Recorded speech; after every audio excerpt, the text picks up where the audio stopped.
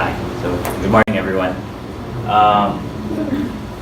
I'd like to talk to you today about my experience as being part of CSB's contribution to this year's Venice Architecture Biennale.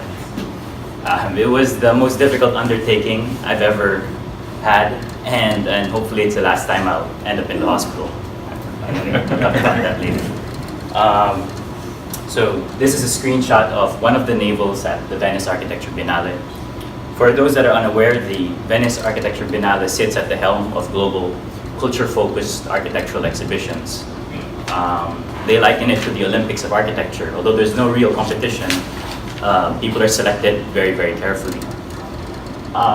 It's an avenue for architectural discourse for people to talk about the contextual and cultural realities that they experience within their cities. I wanted to share with you how this project has produced sort of a culture-based process, and how this can teach new methods of teaching art and design, and how, for me, it has transformed what was initially an exhibition brief into something with more meaning and a deep sense of nation building.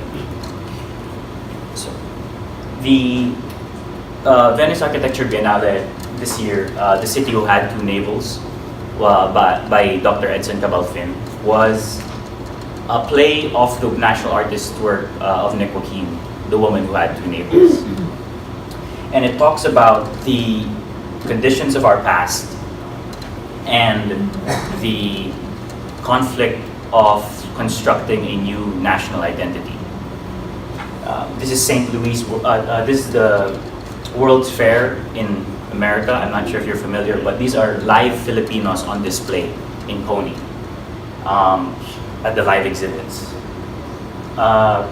They were taken from, all the American colonies were taken, and they were brought, natives from each of those countries to America to be on exhibit at the live exhibits. And unfortunately, this is still how the world sees us today. So, in constructing a new national identity, if you were not a Filipino, would you know this was Manila? And ultimately, through this project, we ultimately asked the question, can Filipinos, through architecture, release themselves from the colonial presumptions of our nation? And ultimately, can architecture be an avenue to create a new identity for the nation? I think I'm missing some slides. But, okay. So it was, the aim of the pavilion was supposed to interrogate architecture and urbanism and how it can empower and transform people's lives. And this process begins, there's 3 stages, and I've tried to break them down. The first stage is to seek understanding. The second stage is to surrender to the process. And the third stage is to synthesize cross-culture collaborations. So the first stage is to seek. And we seek to understand deeply. The first event that we did in producing the work that we sent to Venice was to understand Manila, understand the site, the Pasig River, which was been for us a witness to all of history, it has always been there. And wanted to ask ourselves, how did we get to where we are, and how did it start? So we left this White Tower, as Sir Joel mentioned a while ago, and we took the Pasig River Ferry from Intramuros all the way to PUP, and we did a lot of walking around the city of Manila to completely immerse ourselves in the city, in the urban condition, and try to understand and absorb it. And we were not just studying the physical, but also the non-physical. And it's hard to not see a correlation between, this is a photo from Bantay Krimen. It's the number of murders from January 2017 to December 2017.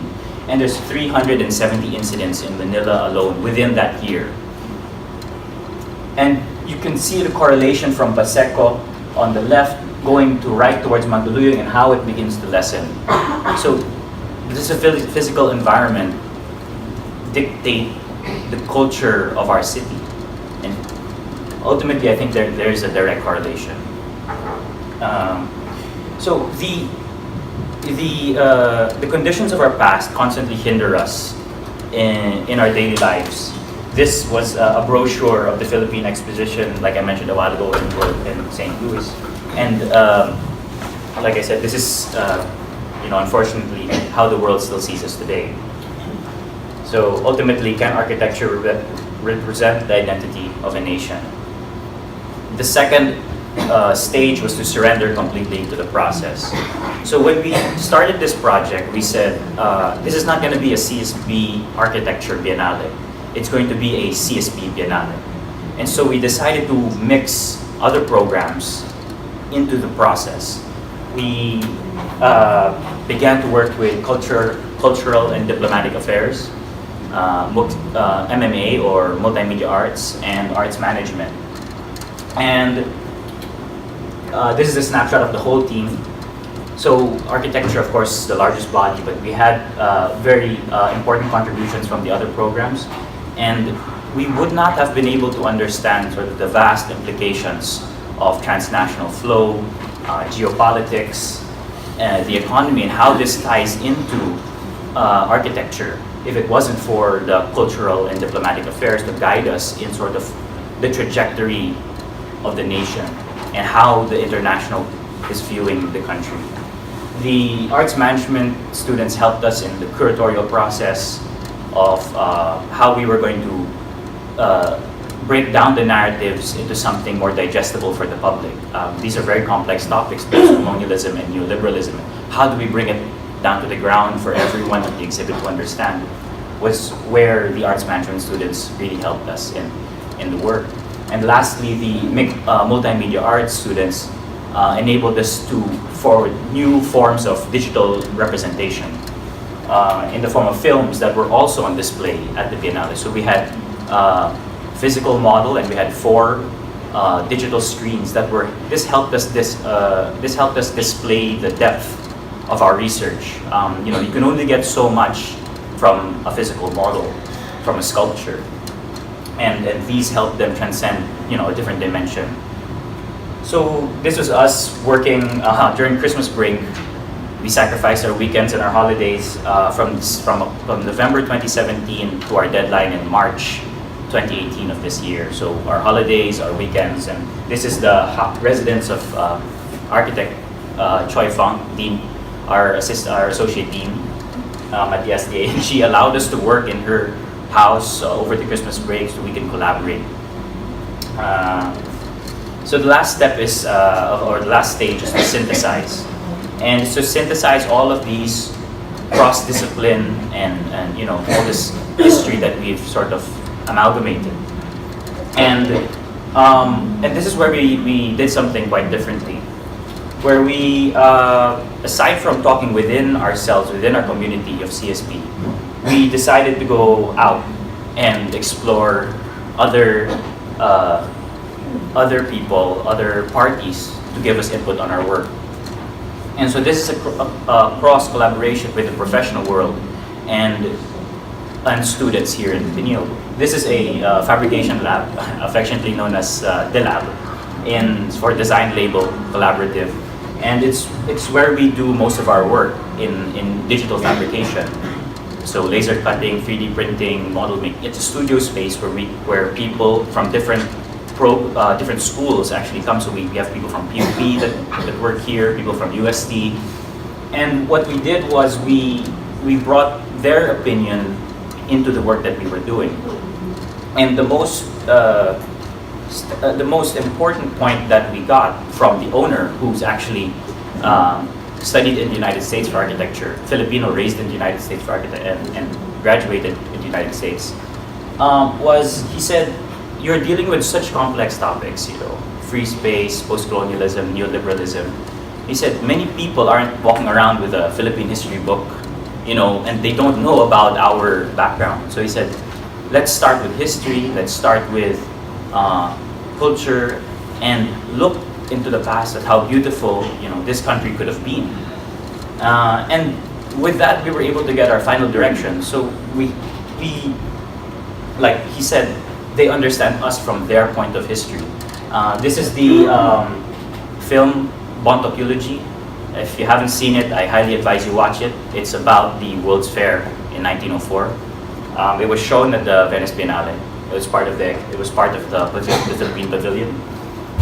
It's by Marlon Fuentes. And so we finally presented our last concept presentation to Dr. Cabalfin a month before the deadline. So we were very, very tight on time already. And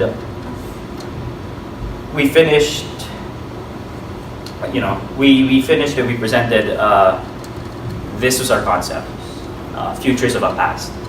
So it's a travelogue into 4 augmented, alternative realities of the Filipino people based from specific turning points in history.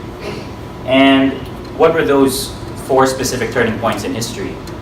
The first was on June 6, 1570. What if we were never colonized? If Raja Sulaiman won against the Spanish. August 12, 1898, what if the Spanish won the Spanish-American War? And September 2, 1945, what if Axis won the World War? So what if Japan would have won the World War? And then what would our reality be projected 50 years from now in 2050? What would Manila be like in 2050? Just as the Americans had won the war, and then we are where we are today. So we went through Production Hell Week, which was, I'd say, for those part of the process that we were able to bring, they had an accelerated learning curve being in the studio, or with the studio culture mentality. And for 3 weeks, we, days blurred into one another. There was no more concept of time. And, showers were scarce luxury. And so we did some 3D printing. This is a 34 square meter space, a little smaller than this room. And we were there for 3 weeks working. 30 minutes before the movers came to pick up our work and send it to Venice on March 15, exactly March 15, 9:45 a.m. We told the movers were coming to pick up the work, and we finished at around 9 a.m. 30 minutes before they arrived, we finished all of the work that we needed to do, and they packed it up and they sent it to Venice. And on May 25, we opened at the Arsenale. And this is the work, this is the main piece of work that we did, the 4 cities. So we have Luzon 2050. We also believe Manila's name would have changed based on how it was colonized and how it developed. They have Intramuros 2050, Manila, which is a direct translation of the Japanese, and Manila as it would be today. So this city talks about the Chinese and Malay influence, which overtook the nation. This city talks about how the Roman Catholic Church and the Spanish took over the nation. And this talks about how the Japanese took over.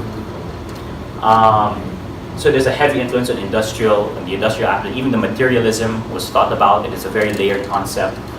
And this city, which is quite shocking to most, is what we might have 50 years from now if we keep trying to be the Las Vegas of Asia. I mean, why do we have to be the Las Vegas of Asia? And where commercialism takes the first step always, and architecture falls into the background, our buildings are now just canvases for billboards. So the work talks about the past and the present. And like I said, it was a very moving process. What was merely an exhibition brief had now fostered in the team, I would say, sort of a deeper sense of our role in society, our role as architects. And maybe if we can emulate this in other programs or within other architecture schools, then the students will then have a better grasp and a higher sensibility as to how they enter the world and how they want to be an architect and how they would contribute to nation building. And so I challenge all the educators here today and all the architects to join Sir Edson in his question, what's next. Thank you.